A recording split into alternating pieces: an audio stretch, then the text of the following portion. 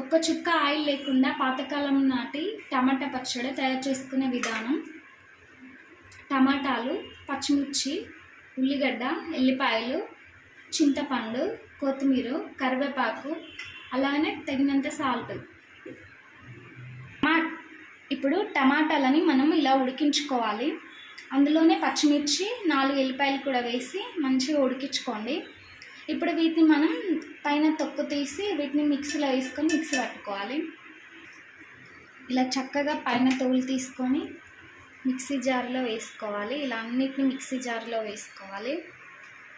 అలానే పచ్చిమిర్చి కూడా వేసుకోవాలి. చూడండి ఎలా ఉడికాయో. పచ్చిమిర్చి కూడా వేసుకోండి. అలానే వెల్లిపాయలు,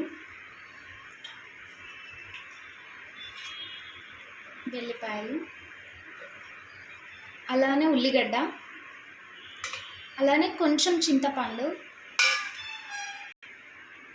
అలానే జీలకర్ర, అలానే కొత్తిమీర, కరివేపాకు మిక్సీ జార్లో వేసుకోండి. దీనికి తగినంత సాల్ట్ వేసుకొని మంచిగా మెత్తగా రుబ్బుకోండి.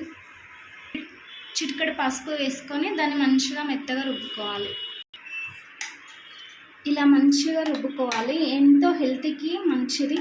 ఒక్క చుక్క ఆయిల్ లేకుండా టమాటా పచ్చడిని ఇలా ప్రిపేర్ చేసుకోండి. ఎంతో టేస్టీగా ఉంటుంది. ఒకసారి మీరు కూడా ట్రై చేయండి. నచ్చితే లైక్ చేసి సబ్స్క్రైబ్ చేయండి. ఇలా ఒక్క చుక్క ఆయిల్ లేకుండా టమాటా పచ్చడిని ప్రిపేర్ చేసుకోండి. ఈ రోజుల్లో ఆయిల్ వల్లనే ఎన్నో హెల్త్ ప్రాబ్లమ్స్ వస్తున్నాయి.